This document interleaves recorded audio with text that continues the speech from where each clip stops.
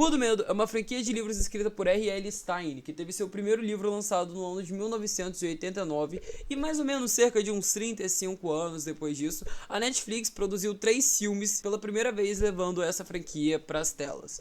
Nesses 3 filmes a gente é introduzido a um grupo de adolescentes que lutam contra o grande maldição da bruxa e tudo mais, e esse conceito não era muito bem apresentado no livro, a gente não tinha muito uma ideia de continuações diretas, eram mais alguns contos diferentes, alguns contos isolados na própria cidade de Shadyside, né, onde todos os filmes se passam, mas não tinha nenhuma ideia de continuidade, não era muito bem uma sequela uma da outra, uma prequela uma da outra, não tinha muito isso. Então depois de 4 anos do sucesso dos 3 filmes originais da franquia de Rua do Medo da Netflix, que conquistou bastante uma galera de 12 a 14 anos, principalmente na época do lançamento, e garantiu meio que um espacinho da Netflix nessa área do terror, assim, acabou lançando mais um filme de Rua do Medo, chamado Rua do Medo, Rainha do Baile.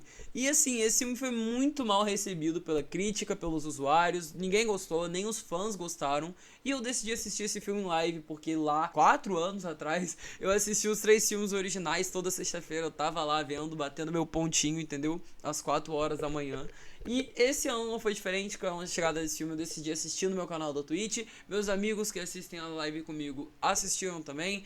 Ninguém gostou do filme e agora eu tô aqui pra poder falar o que eu achei dessa bosta e contar uma história dele também pra vocês verem que assim... é uma merda. O filme começa com uma introdução bem cafona dos anos 80, em que a gente vê um pouco desse conceito de ai, ensino médio, ai, baile de formatura, ai, as meninas malvadas. Gente, esse filme já começa com a vibes que ele vai ser uma merda, né, cara? Que tal ser a favorita rainha, Christie? E assim, é um pouco doloroso logo de cara, porque quando você vê essa introdução, você meio que já começa a esperar a porra da bomba que tá vindo no seu caminho, entendeu? E é bastante bizarro, porque depois de uma das piores cenas de introdução que eu já vi em toda a minha vida, a gente começa a acompanhar o dia a dia da protagonista, ou é pelo menos isso que você espera, e no meio da aula dela, a melhor amiga dela simplesmente decide cortar a mão dela fora. Vai se fuder, mano, que filme ridículo, meu Deus! Parece que eu já ouvi todas essas falas antes. Meu Deus, ela é muito poderosa. Que porra é essa, gente? De você e seus demônios! Todo mundo começa a... ah, meu Deus, ela cortou a mão. Um menino até vomita lá, cara. E tipo assim, depois ela... não, é uma prank. Te peguei.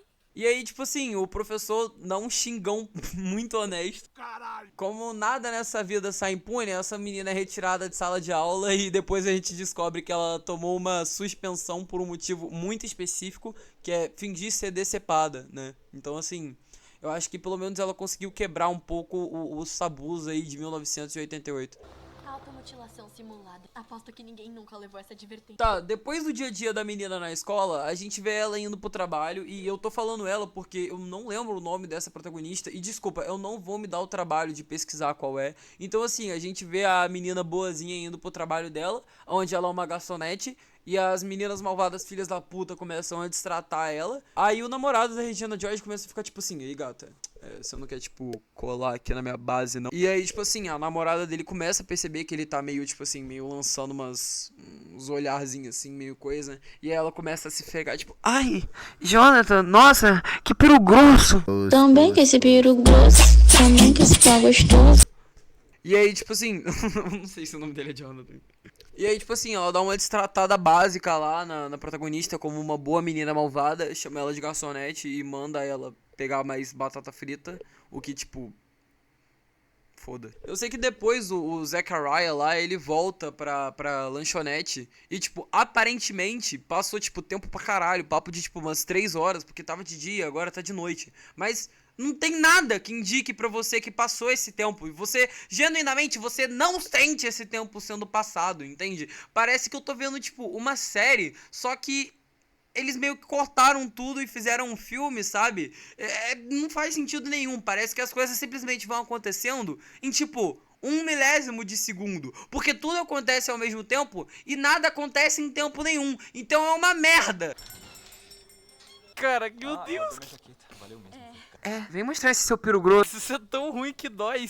Aí depois dessa cena da lanchonete, como eu falei, parece que as coisas simplesmente acontecem ao mesmo tempo e nada acontece em tempo nenhum. Então, sei lá, as meninas meio que teletransportam para suas próprias casas e a gente vê a Regina George se arrumando lá e tem meio que uma cena meio musical, assim, pra indicar que tá passando o tempo entre o dia anterior, os dias anteriores, até o baile de formatura. Mas como eu falei, parece que tudo acontece num mesmo dia, ou sei lá, num intervalo de, tipo, pelo menos 2 horas e meia. Então, assim, a gente vê lá a Regina George se arrumando, ela bota o vestido lá, mas a melhor amiga dela lá, acho que é Melissa o nome dela, eu sei que a menina parece a Winona Ryder, ela chega na casa dela, ela fala tipo assim, ai, meu Deus, você tá bafo, e ela fica tipo assim, não, você que tá, e tipo assim, é a amizade mais falsa que eu já vi. Eu amei. Você vai ser a rainha com certeza. Você que vai ser. Falsidade, puta merda. Depois disso também a gente vê que a garçonete lá, ela chegou na casa dela e aparece a mãe dela. E eu esqueci de comentar, mas em algum momento na sala de aula, lá no começo, onde a menina fingiu ter o braço decepado, alguém aí largou nos ares que a mãe dela fez alguma merda aí. E aí agora que a gente chegou na casa dela, a mãe dela é tipo policial e ela fala, tipo, ela meio que grunhe alguma coisa aí, que eu honestamente não entendi o que ela falou, não faço a menor ideia. E honestamente eu não me importo. Sabe por que eu não me importo? Porque essa mulher não aparece nunca mais no filme. Ela não aparece mais. Ela continua sendo mencionada até o final. Tipo, não ironicamente, numa das últimas cenas eles falam dessa mulher, mas ela nunca aparece. Ela não aparece mais. E eu não sei o que ela fez. Não faço ideia. Porque o filme não. Foda-se. Pequena correção. A mãe da protagonista da garçonete, né? Ela aparece depois, quando a menina tá se arrumando pro baile. Um pouquinho depois da segunda cena musical. Tá, aí depois da menina lá chegar em casa, né, a garçonete lá, aí a menina se arrumando lá pro baile também, né, testando os vestidos e tal. A gente vê a traficante lá, a maconheira, ela foi fazer um bico lá, tá ligado? E aí chegou um mano, assim, todo vermelho, com um capuz todo vermelho, assim, e tal. E ele chega assim, pá, mata ela. Epa! E aí, tipo, isso não afeta basicamente nada. Porque no dia seguinte todo mundo meio que já volta pra escola e, tipo, até falam, nossa, cadê a maconheira? E, tipo assim, foda-se, ela deve estar, tipo, fumando maconha ou, sei lá, vendendo também, né? Porque, tipo, eu faço coisas legais, entendeu? Tipo, eu uso droga.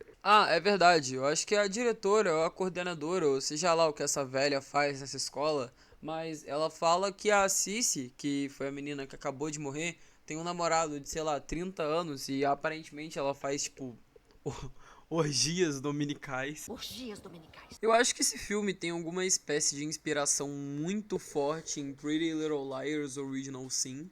Que não me leve a mal, é uma série legal. Eu genuinamente gostei da primeira temporada. Achei bacana. Mas sei lá, é quase como se misturassem PLL Original Sin com Garota Infernal e, tipo, fizessem um puta filme ruim sem personalidade nenhuma. Mais uma vez a gente vê uma cena musical que honestamente transiciona nada pra nada.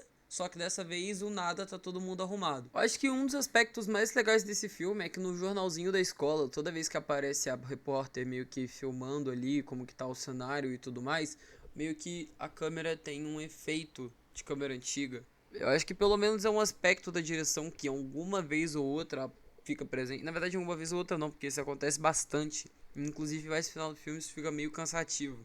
Mas assim, pelo menos nesse começo desse filme, é um aspecto da direção que tá aparecendo aí, porque é melhor do que nada. Eu sei que, tipo, depois que volta dessa transição musical parte 2, tá tocando Never Gonna Give You Up.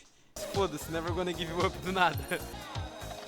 Puxa, travou, porra, isso que dá, velho, pirata. A diretora lá, a mulherzinha lá da escola, a coordenadora, eu não sei quem essa mulher é, ela chama a galera e fala assim, rapaziada, sobe aí no palco quem é as meninas que tá participando pra ser a rainha e quem que é os meninos que tá participando pra ser o rei. E aí, sobe todos os meninos lá, sobe a menininha também, a garçonete, e aí ela fica tipo, cadê as outras meninas? E aí, quando do mais puro nada, aparecem tipo, sei lá, umas 8 meninas, adolescentes, do ensino médio, com uma roupa extremamente sexualizada, dançando. Não sei o que é isso, cara. Puta que pariu. Porra, é essa? Eu acho que meio que a lógica dessa cena é que eles estão querendo mostrar pra gente que as meninas estão meio que querendo jogar pra escanteio a garçonete.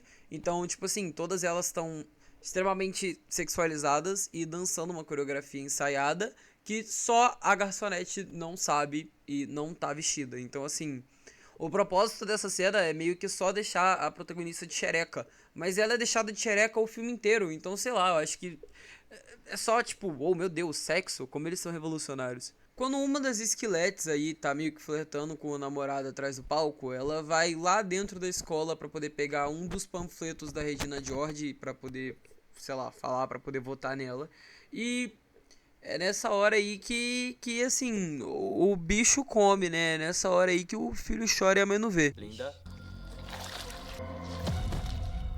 O filme já deixa meio subentendido pra você já começa a ligar os pontinhos, tipo, ah, eles vão morrer, porque na verdade sempre que o filme quer mostrar pra você que alguém vai morrer, fica tipo muito previsível e não é como se o filme meio que desse uma reviravolta como em Premonição, como a gente acredita que um personagem vai morrer, às vezes não é tal maneira que ele morre. Na verdade, quando o filme quer mostrar pra você que um personagem vai morrer, ele vai morrer, tipo, exatamente agora e exatamente da maneira que tá aparecendo. Eu assistindo aqui agora, eu lembrei que ele deixou o cara lá sem mão, né? E aí o moleque, ele tenta abrir, assim, meio que a maçaneta da porta sem as mãos. Do outro lado da festa. Eita porra! Pô, daí, tipo assim, no meio lá da festa, alguém colocou a cabeça da Tiffany dentro de aqueles negócios de poncho, que é bem americano mesmo. Só que é uma cabeça falsa, né? E aí alguém vê e, tipo, o moleque cai em cima, derruba no chão. E aí fica uma voltinha de pessoas. E aí a coordenadora fala, tipo, quem que fez essa porra? E aí a Tiffany fala, é claro que foi aquelas duas ali. É claro que foram elas. E aí a coordenadora fica tipo, olha, a gente não pode te acusar de nada, porque a gente não tem provas, mas ó, fica ligada. Como pôde fazer isso? É uma noite muito especial e você tá estragando isso! Eu sei que logo em seguida disso, a gotiquinha amiga dela chega nela e, tipo assim, ela começa a fazer um mega discurso com uma musiquinha tocando no fundo, parecendo que de Jesus Cristo tá voltando pra terra. Só que do mais por nada! Como eu falei, as coisas acontecem ao mesmo tempo e acontecem em tempo nenhum. Então eu não sei dizer, mas não faz sentido! Não faz sentido! Parece que nada nesse filme é contar! Eu quero que mude alguma coisa. E Ai meu estragar Deus, tudo começou todas o as vezes. speech dela. Novamente, esse filme quer muito mostrar pra gente que ele não trabalha na base do efeito dominó, que é basicamente um filme qualquer que as coisas aconteçam com uma mínima lógica. E sim, ele tá tipo, foda-se pra isso, eu vou fazer as coisas do meu jeito. Então, dessa vez, a gente vê que o molequinho popular lá, uma das esqueletes, essa é a Janete, foda-se, e o Simon, eles querem ir fuder. É basicamente isso. Uma coisa que eu fui perceber só na edição desse vídeo e que tá me estressando profundamente é o quanto as coisas desse ato, desse filme, são movidas pelo fator sexo. E eu não tô brincando. E isso tá me irritando de verdade. Vocês vão ver. Parece de verdade que as coisas desse ato se resumem a adolescentes indo fuder e se fudendo, não do jeito que eles queriam. Não vou dar pra você nesse porão sujo. Sabia de novo. sexo? E enquanto isso, a melhor amiga gotiquinha da garçonete ficou meio putinha lá com o discurso, o speech da garçonete. E enquanto a Janete e o Simon estão indo fuder, ela tá indo lá pra fora fumar um baseado, porque, novamente, ela fuma maconha. E aí ela encontra o ex-namorado da Cici, que aparentemente é uma amiga dela. Só que o filme não deixa claro. O filme não deixa claro. Tipo assim, ela mostrou ela indo lá na casa da Cici comprar uma maconha, porque acabou o baseado dela. Só que, tipo, o filme, sei lá, ele não deixa muito claro qual que é a relação delas. E aí ela fala com o namorado da Cici, mas, tipo, ele fala, olha, não sei onde ela tá e não me importa. Peraí, você viu a Cheio Christie? de sangue. O que acha que eu tô fazendo aqui? Pedaços. Antes da Janete e do Simon fuder, ele chega nela e fala assim, olha, eu não quero te fuder aqui nesse porão abandonado da escola de novo à toa. Então, olha aqui, um colar que era da minha mãe. Ele fica mais bonito em você. Bota nela assim. Vira aí. Deixa que eu ponho em você. Daqui a 1 mês e meio eles terminam. Aparece o assassino e, tipo, num take mais random possível. Doente de amor, procurei remédio na vida noturna. Com a flor da noite em uma boate aqui na Zona Sul. A dor do amor é com outro amor que a gente cura. Vim curar a dor deste mal de amor na boate azul. E quando a noite vai se agonizando no clarão da aurora, os integrantes da vida noturna se foram dormir. E a dama da noite que estava comigo também foi embora. Fecharam-se as portas, sozinho de novo, tive que sair. Sair de que jeito? E no meio disso tudo, a protagonista do filme tá recebendo umas flores de uma pessoa anônima. Quem que mandou? Como você quer que eu saiba? Caralho, finalmente o personagem que me representa. E aí a melhor amiga da garçonete, depois que ela tá zanzando pela escola, depois de ter falado com o namorado da traficante, ela escuta uns gritos aí, tá ligado? Pela escola do casal Sam Fudêncio. Só que, como ela escuta uma voz masculina e uma voz feminina, ela já sabe o que tá acontecendo. E no caso, ela acha que é sexo, né? Ela não sabe, na verdade. Eu sou meio burro. Quando a novinha garçonete Maria Cheia das Graças recebe as flores lá de um admirador secreto, logo a Regina George chega e fica tipo: de que é essa porra aí? É do meu namorado ou sua piranha? Fala pra mim, vagabunda. Hã? Cadê essa porra? Essa porra é do meu namorado ou sua filha da puta? E começa a tocar ela assim. E nessa hora, eu senti um pouco de ódio genuíno aqui no meu peito. Porque se essa filha tocasse em mim, eu não ia ter coisa que me aguentasse. Porque eu ia descer essa menina no soco, da porrada, assim. Nossa, que raiva que eu senti dessa piranha. Enquanto isso, a melhor amiga da piranha tá tipo assim: nossa, não precisa disso, vai com calma, vai com calma. E essa daí, pra mim, é a Eleanor dos Esqueletos. E aí a Eleanor fica tipo: caralho, não precisa disso. Ela vai pro banheiro e junto com a Eleanor. E a Eleanor bota um delineado nela e ela fica, tipo, se sentindo linda. E ela realmente é muito bonita, isso aí eu não tenho o que falar. O poder da maquiagem, entendeu?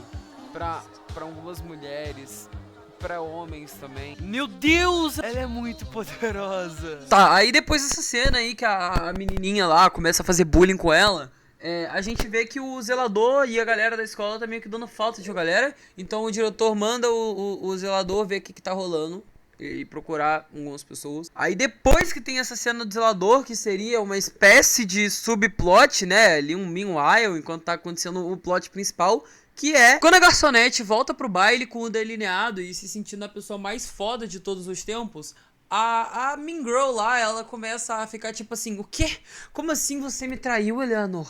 Eu, tipo, te emprestei esse vestido e, tipo, falei que você era uma gostosa mais cedo.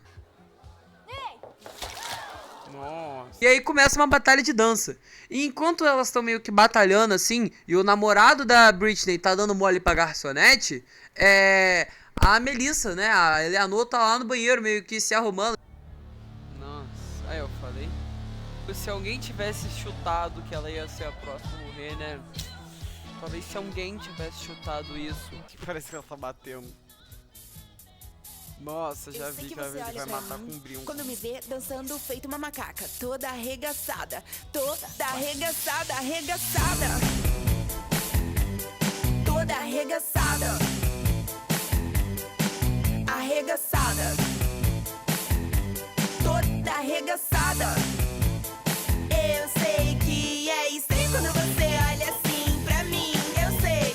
A mão tá lá em cima, o pé tá na cabeça. Você acha que eu tô de bobeira? Não tô não, você sabe que não. Então por que você tá nessa? Tô chamando atenção. Aparece mais uma vez o assassino, que parece teletransportar, assim como qualquer pessoa desse filme, na verdade. E ele começa a matar ela. E aí agora a gente entende por que o assassino teletransporta. Porque ela fica presa entre portas e ela fica presa entre os dois assassinos. E eu acho que esse é genuinamente o aspecto mais legal de todo o filme, porque, assim, me surpreendeu. Eu não esperava que iam ser 2 assassinos, e não é que isso seja uma novidade, até porque Pânico já fez isso em, tipo, 1993, só que eu achei legal a forma com que o filme mostrou pra gente, porque eu, pelo menos, não vi muitos filmes de terror que tivessem 2 assassinos assim, apesar de ser uma coisa batida, vocês entenderam o que eu quero dizer. Eu achei legal como o filme contou, então assim, pra poder dar um crédito aí, eu genuinamente achei a cena da morte da Melissa uma das cenas mais legais do filme. Na verdade, a cena mais legal do filme, né? Só que tinha que ser estragado com o simples fator de que quando ela morre, é claramente um boneco muito fodido, porque ela só perde toda a expressão facial dela e tipo, fica um negócio escroto. Tipo, muito escroto. Depois que a Melissa morre, a Britney ela chega no namorado dela e fica assim: ô seu safado, eu vi que você não tirou os olhos da vagabunda da garçonete durante a dança inteira. E o namorado dela fala tipo: sai daqui, não fode, porra. Olha, agora são 00:07, entendeu? Hoje é um sábado, né? De sexta pra sábado. E assim, estão 18 graus e eu moro no norte do Rio de Janeiro. Então assim, tá muito frio, tá muito tarde. E eu tava editando esse vídeo. E aí eu simplesmente percebi que essa última parte ficou toda cagada. Porque meu áudio, acho que deu pra perceber, ficou o vídeo inteiro flicando igual um pedaço de merda. Então assim, eu tô tendo que regravar isso aqui agora, porque é pro vídeo sair hoje ainda, né? Já passou do meia-noite, é pro vídeo sair hoje ainda. Então assim, eu tô tendo que regravar essa bosta. Mas, vamos lá, vamos voltar pra história. O negócio é o seguinte. Depois que o novinho aí dá o fora da namorada dele, ele vai atrás da Lori, né, a protagonista, e ele começa a falar, começa a se engraçar assim pro lado dela, e enquanto isso, a melhor amiga da protagonista, que eu realmente essa eu não lembro o nome, mas é a Gotiquinha, a Gótica tá com um amiguinho dela japonês aí rodando pela escola e chapados, então ela começa a observar um pouquinho assim, meio pra trás, e ela vê o mascarado passando, e ela fica meio, tipo, assustada, né? E ela vai correndo até a Lori. Mas a Lori não dá credibilidade pra ela, porque ela fala, não, você tá chapada. E elas ainda estavam meio brigadas por causa daquele negócio do speech. Então, assim, meio que a Lori caga pro que a melhor amiga dela tá falando. O que é mais uma coisa que eu já vi 1000 vezes em um filme. Mas a coisa começa a esquentar de verdade quando a Lori e o novo namoradinho dela, eles vão lá pra dentro do teatro, aparentemente. Não vou lembrar, mas parece um teatro. E aí ele meio que se revela ser um merda. Ele basicamente se revela ser um estereótipo do boy lixo merda, porque ele começa a falar um monte de porcaria. E graças a Deus que ele fala porcaria nessa hora, porque aparece o assassino e mata ele. Olha, eu sei que vocês duas são muito amigas, mas eu acho que ela sempre vai te puxar pra baixo. Filha da puta, ainda tá botando uma contra a outra. Vai se fuder esse maluco, mano. Ele é feio, ele trai a namorada dele e ele ainda fortalece essa porra dessa rivalidade aí feminina que tem no filme inteiro. Olha essa porra, mano! Eu achei que você queria mais do que só trocar olhares. Então assim, a Lori vê ele sendo morto na frente dela e começa uma cena de perseguição. A Lori se reencontra com a melhor amiga dela e elas duas começam a fugir de um assassino. O outro meio que desaparece nessa hora também.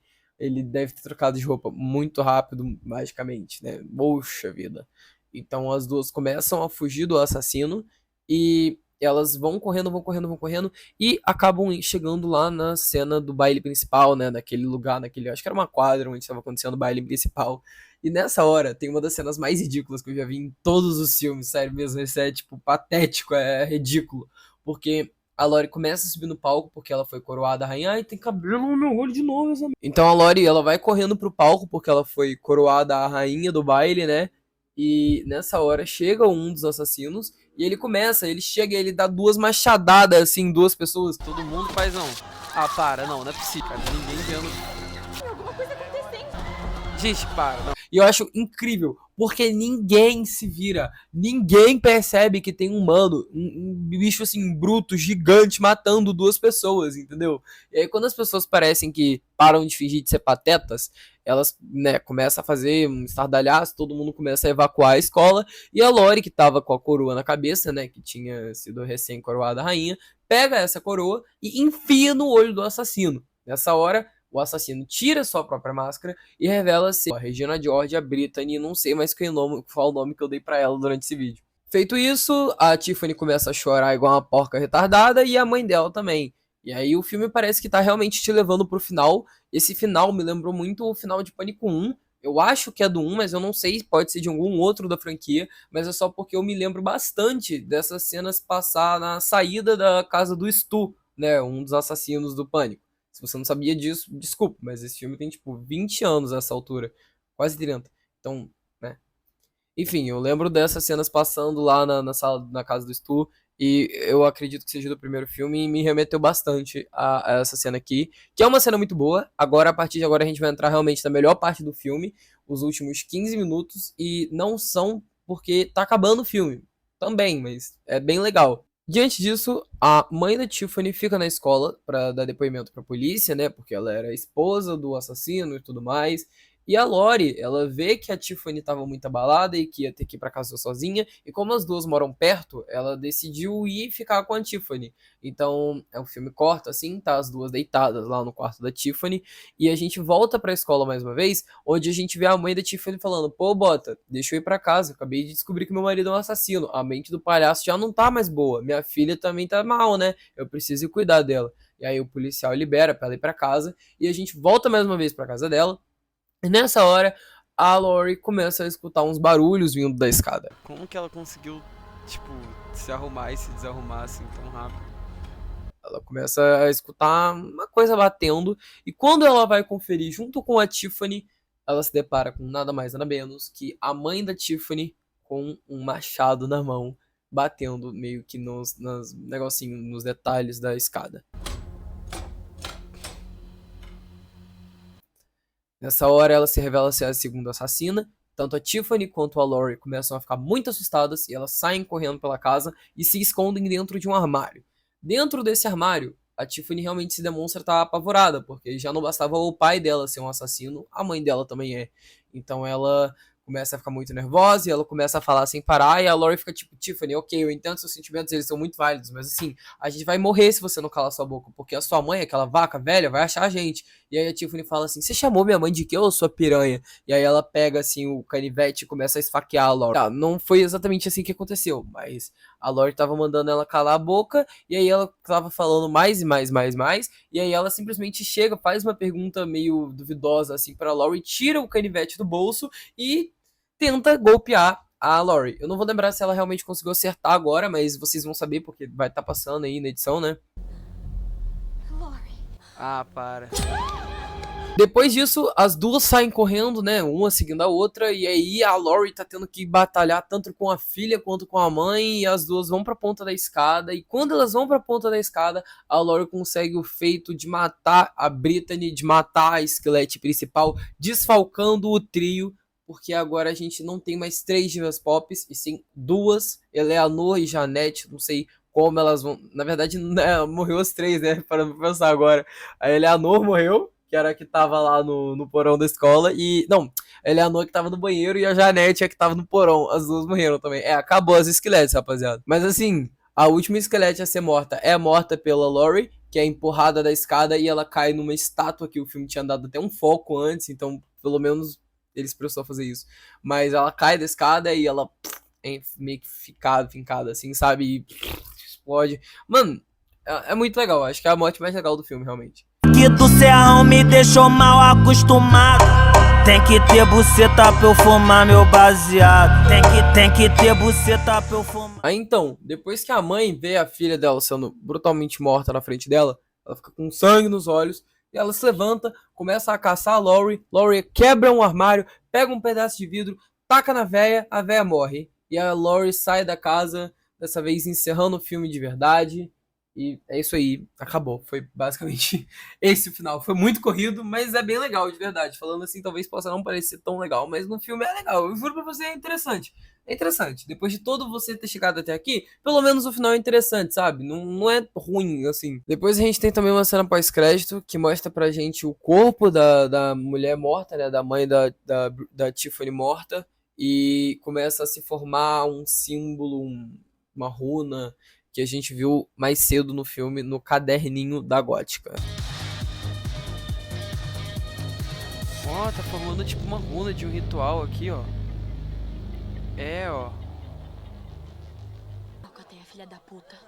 Rua do Medo, Rainha do Baile foi um filme horrível, não foi recebido pelos usuários, não foi recebido pela crítica, não foi recebido pelos fãs, por ninguém. Os fãs estavam esperando alguma coisa que seguisse o mesmo molde dos últimos 3 filmes da franquia, que eles não eram exatamente maravilhosos, mas eles eram um filme bons, eles meio que cumpriam o que eles se prometiam, que eram fazer esse filme trash, adolescente, e eu achava que os filmes ficavam realmente interessantes, entendeu? Eu não acho, como eu falei, uma grande obra de arte, mas eram filmes legais de se ver e que eles cumpriam bem esse propósito deles.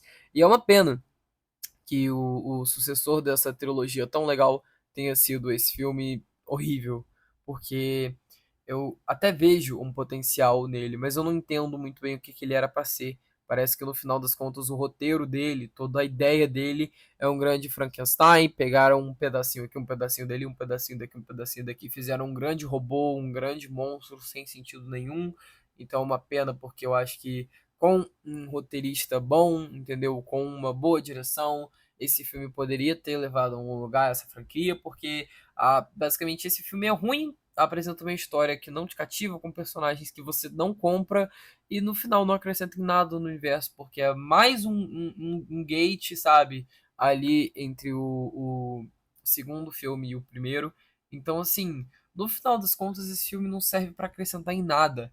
Não é porque ele é um spin-off que ele não tem que acrescentar alguma coisa. Ele tem, porque senão qual vai ser o propósito dele existir, entendeu? O propósito é pra você fazer um fanservice ali no começo do filme, que você mostra os outros assassinos que apareceram nos 3 primeiros filmes. Que grande merda! Porque, sei lá, isso não tem nada a ver com o que a gente viu, entendeu? Esse assassino, ele não tem um mega propósito, ele não tem uma explicação, não segue essa ideia do conto da bruxa que a gente viu nos últimos filmes, porque se passa em Side também. Então, assim, honestamente, não entendo de verdade o que isso aqui era pra ser. Parece que não respeita as próprias coisas, as próprias regras do próprio universo. Parece que ele é um filme mal encaixado, entendeu? Eu entendo que eles quiseram seguir a proposta do livro de você fazer uma coisa mais separada, mas a gente tem que lembrar que livros são livros, filmes são filmes, são duas formas de contar histórias de maneira diferentes, e uma adaptação cinematográfica tem que adaptar cinematograficamente uma obra da maneira correta e não fazer algo totalmente desleixado quanto esse filme é, porque ele é desleixado, ele é porco, ele não tem personalidade, o roteiro dele é um monstro Frankenstein, não tem sal, os protagonistas são detestáveis, ele segue milhares e milhares de estereótipos, você não entende a razão do porquê as coisas estão acontecendo ao mesmo tempo, você não entende a razão do porquê as coisas estão acontecendo, tem muitas coisas que são deixadas em aberto, como a própria motivação dos assassinatos, porque você não vai me dizer que aquela família estava matando todo mundo por causa de um baile de formatura, e no final essa mulher tem alguma coisa a ver com algum ritual satânico aí, entendeu? Em um baile de formatura.